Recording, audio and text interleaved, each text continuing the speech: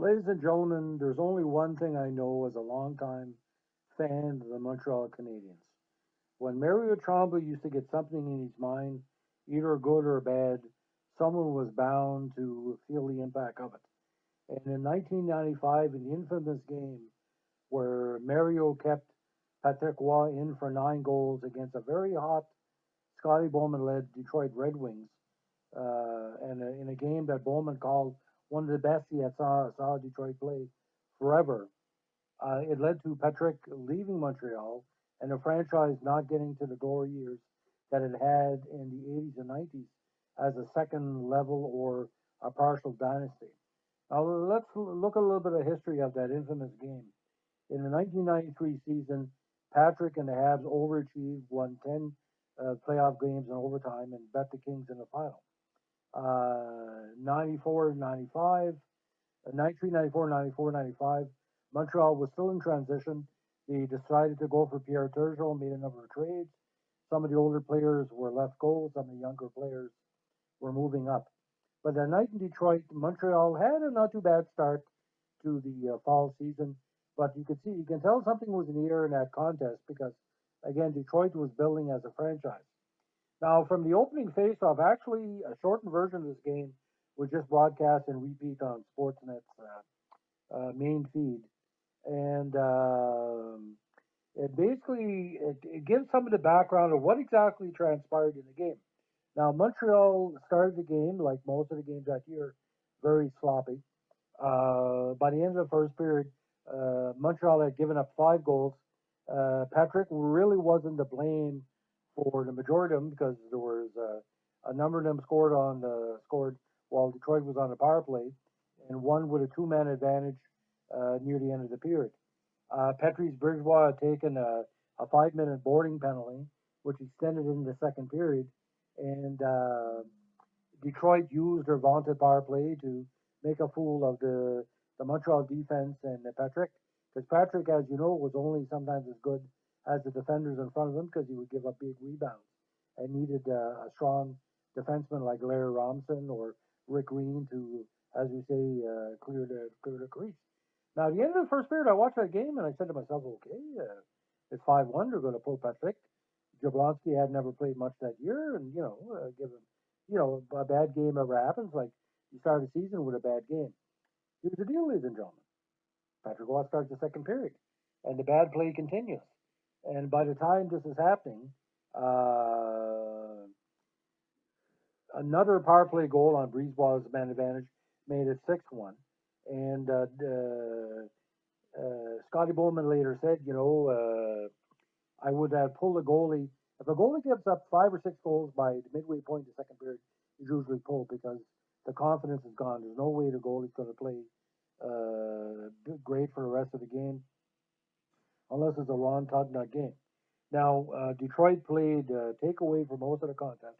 Montreal's defense was terrible that night, and Montreal had called up a couple of young players to augment some injuries. But I think what the key one was here, a great young prospect at the time, Matthew Dandino, after Brisebois penalty was over, rushed on a breakaway and he lost control of the puck. But when he misfired, Patrick misjudged the puck, and just like the Henri Richard goal in '66 to win the cup for Montreal, it just ran into the net. Now, was Patrick at fault for those 7 goals? No. Was Tremblay at fault for leaving him in? Yes. So at the time, management for the Canadians had assistant coaches had Steve Shutt, Yvan Cournoyer, you had Jacques Laperriere. Shutt had screamed on the headphone, you got to take Patrick out. Now, Mario Tremblay at the time was, to many, and many media were saying, for some reason, he was trying to break Patrick from his egotistical style. There was no big ego in the Montreal Canadiens at the time with Patrick Roy, but he had 2 Stanley Cups. But the thing is, Mario Tremblay's ego, he would basically think he was running the team. In Montreal at the time, it was either Guy Lafleur that ran the team or the goalie. And when Lafleur left, it was Patrick Roy. Everything revolved around Patrick Roy.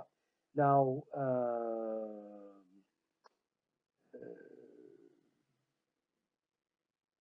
Scotty Bowman made a movement to put his fourth line on, but of course, you know what happened there.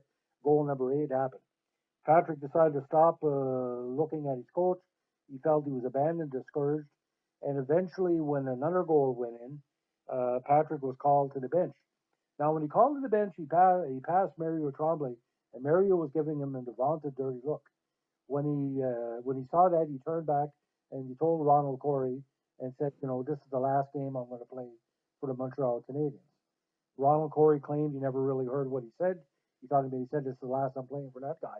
It kind of, and Patrick goes on the bench. He's almost crying. But Mario was doing the old stare down. Mario was not known to be an intellectually superior player. He was a grinder. Okay, he should have never coached the Montreal Canadiens in the first place. Good calling commentator. But what happened? Bob Sauvé, which was Patrick Roy's agent, basically warned him, find a way to leave the rink as soon as possible after this game is done. It doesn't get bigger. But allegedly, Mary Tremblay went into the dressing room and verbally confronted Patrick and took him with curses and called him a dirty name, allegedly. And that made it worse.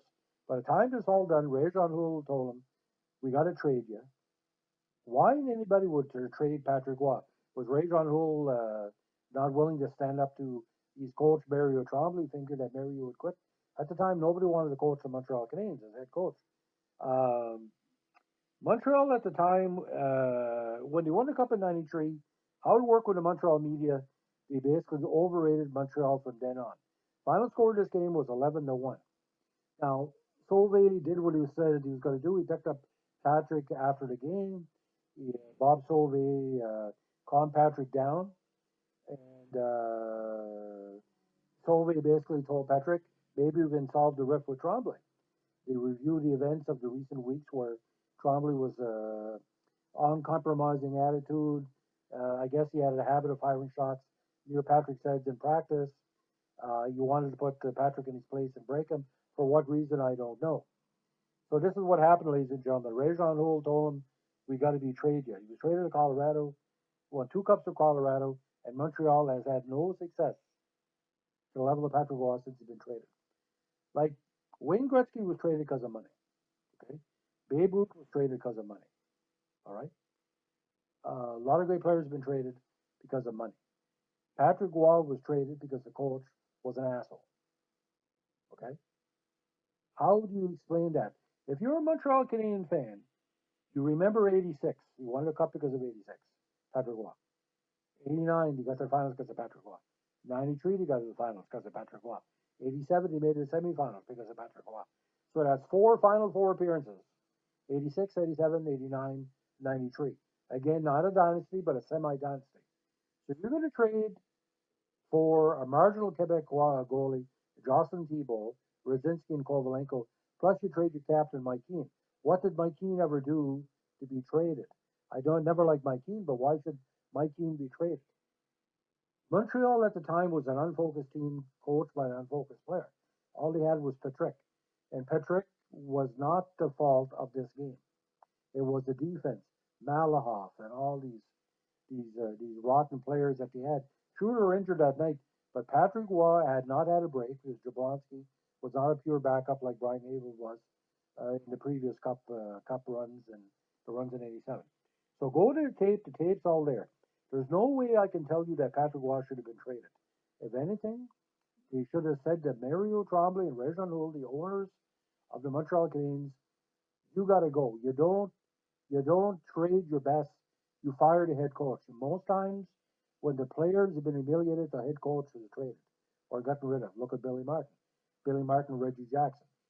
Patrick Roy's teammates also didn't stand up for Patrick enough to say, don't trade him. Why would he scared of Mario Tremblay? Mario Tremblay is a pimp. He's a gawk. He's a moron. He's an asshole. Always has been. John Miller's walking around with a bad eye because of Mario Tremblay. I mean, just because he was a pet of Claude Royal did not make him a Jean Lambert or Doug Risebrough. Lambert and Risebrough were tremendous on the power play, tremendous players. Ray Jean Houle and Mario Tremblay were, Ray Jean Houle missed more empty nets a player than anybody in NHL history. And Mario Tremblay basically, I'm sorry he had a skin condition, but he just, you know, his personality couldn't cash any checks. If any player Montreal Canadiens should have traded back in the 70s to make room for John Van Baxmore, Van Boxmeer, Dave Lumley. It should have been Mario Tremblay. Should have let him go to WHA or whatever. How many cups did Mario Tremblay cost Montreal so far by that trade? 82. Anyway, so ladies and gentlemen, on this Tuesday, actually, I'd like to wish a happy day to my wife having a birthday today, just back from Franklin, having a good clam dinner. But as we like to say in Northern New Brunswick, when you're a Montreal Canadiens fan, you got to have a good wife or good husband to hear all the complaining.